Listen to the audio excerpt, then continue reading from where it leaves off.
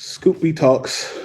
And I had to take a deep breath because I'm so excited for uh, talking with Alex Cuesta, host of the Alex Cuesta Show, available on all streaming platforms. You also have the Sports Opinions podcast, I think, correct? That's the old school one. That one's defunct. That Okay. was the Well, old school well, we want the funk. You got to have that funk. one. How's it going, Scoop? Alex Cuesta, I'm good. How are you, brother? Good. I appreciate, you having me on here. It's nice to jump on and talk with you as always. Of course, of course. Our paths definitely cross through Nets land, whether that's in person, digitally, or just friend of a friend. When you look at in your lifetime watching Nets, and if you had to create your all-time Mount Rushmore of Nets players, who would they be and why? Starts off with Drazen, Okay. Drazen Petrovic. Yeah, the thing is, I never actually got to see him play, Mm-hmm. which is crazy, right? But I've seen the highlights, and he's just someone that, if he was able to keep going, he would have been one of the all-time great scorers. And, in Nets history, especially up to that point, there weren't that many. So he's got to be one. You got to put Dr. J on there. Okay. Dr. J was incredible. He, obviously trading him in order to get into the NBA to the Sixers is one of the worst trades. I love the fact that they got into the NBA, but getting rid of him is terrible. But he's got to be on there. That's two. Got to put J Kidd up there. Three. J Kidd led, the Nets over to their finals and everything like that. They didn't win, but he was amazing. And who is my four? Brook Lopez. Brook Lopez, one of my all-time favorite Nets. Leading scorer in the franchise. And, I just love the big man. My question is, you picked Dr. J, you picked Drazen without watching them play in your lifetime. If you had to take those two out, who would you replace those two with? Replace them with Matt. Now you're putting me on the spot here. Derek Coleman. I did get to see Derek Coleman play a little bit. Derek Coleman was just a monster. I love Derek Coleman, just everything he brought. And Kenyon Martin. Okay. Kmart was just a dog, and everyone talked about Dunk City and things like that with LA, and those were kids that never got to watch the New Jersey Nets with J Kidd, Kenyon, RJ, all those people doing it first. So Kmart's got to be up there. So my question to you is, why is Vince Carter not on that list?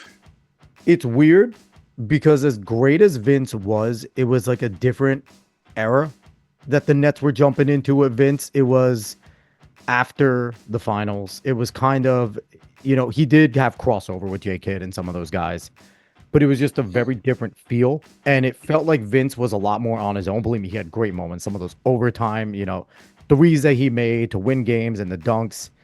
But the Nets got very much of Vince that, while he was still Vince Carter, not the man that was throwing his elbow into the rim and all those types of things. So he was on my mind, but in terms of all-time great Nets, I feel like Vince was, a better Raptor and stuff like that than he was a great Net. Sure, and it's crazy because you say that he's a better Raptor, but I feel like Nets accept him at this point more than Raptors accept him. Which is crazy, right? Which is why the Raptors are such a weird thing, man. They are a weird franchise. They have so many greats that aren't greats, like for them, like Tracy McGrady, Vince Carter, Chris Bosh. Like, you can go on with the list. Even now, DeMar DeRozan, Kyle Lowry, they're probably going to lose Siakam. They're going Kawhi Leonard. Kawhi. And it's like, you're never going to think, most Raptors fans aren't thinking of them. It's weird. They don't think of them that way. They're kind of a, what have you done for me lately franchise, it seems. And it sucks because they have a lot of great players coming from there too. Do you feel like retrospectively in the next 10 to 20 years, Kevin Durant will get that nostalgic love from the Nets faithful the way Vince Carter is getting it now? He should. He should because, I hope he does, because everything that went on, KD stayed as positive as he could with all the turmoil, and he was always dedicated to the mission of winning a championship. Even when it came down to him getting traded, that it didn't seem like that was KD's decision. That seemed like that was Sean Marks, like, hey, we're blowing it up. Like, it is what it is. We tried. And it seemed like KD wanted to, see it through. So I hope he gets that because, man, we were a shoe size away, half a shoe size away from going into the finals and, beating the Bucks. So it's like what KD did as a net was pretty ridiculous for a short time. He was incredible. You don't see Kyrie getting that type of love. He should, though. He should. I don't see him getting that type of love. I think the franchise did him dirty in a lot of ways. I thought, with when they did not back him with the vaccine mandate stuff, and NBA is a player-driven league, right? You got to support your guys, especially your superstars. And Josiah, Sean Marks, they all crumpled to the pressure of the city around them, and I get it. New York City was an absolute, crazy place at the time, but I mean, Kai's allowed to be his own person, so I think that will stain a lot of people. The faux turmoil that he caused, because I don't think anyone in that locker room cared about that. Do you see Stephon Marbury getting in that level of Nets that's that way faster than Kyrie does?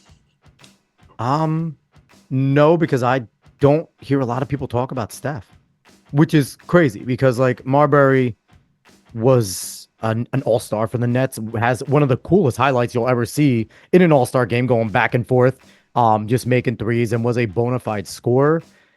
But I think it also comes down again to like the eras where they were playing in. And Marbury was in an era where the Nets were a playoff team, but they really were never a threat.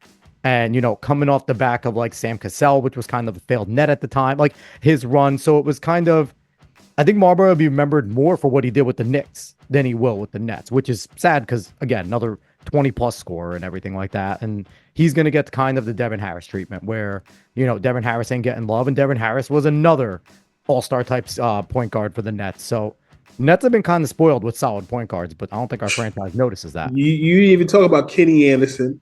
You talked about Sam Cassell. Yeah. Mookie Blaylock.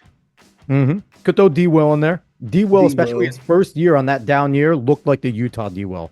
His ankles derailed him because once D. Will wasn't able to dunk, he was kind of done. That was part of his bread and butter, being able to get to the rim hard. He was never a great jump shooter. Even though he had great jump shooting games, that wasn't his game. His jumper was open by the fact that you had to honor his crossover getting to the rim, and that hurt him. But D. Will was still, I mean, you talk to any New York commentary at the time, the Nets not getting Melo but getting D. Will was a win for the Nets. A lot of them were saying the Nets won there because D. Will would do more for him than Carmelo would do for New York. But didn't end up that way. Melo ended up doing his thing. He should have gotten a championship, but Amari Stoudemire had the punch things. Do you look at Joe Johnson as more of a net or more as a Hawk? That's tough. Because as a Nets fan, I look at him as more of a net. ISO Joe was incredible.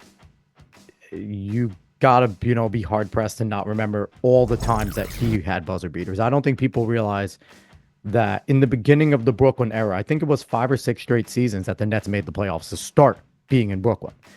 People think of the Nets as a bad franchise, and bad franchises don't leave their home after one of the worst seasons in NBA history, come in and then start getting to the playoffs right away like the Nets did. And Joe Johnson was a huge part of that because even though D. Will was the guy, Brook Lopez was the scorer, when the game was on the line, the ball got into Johnson's hands. So as a Nets fan, I'm going to remember him that way.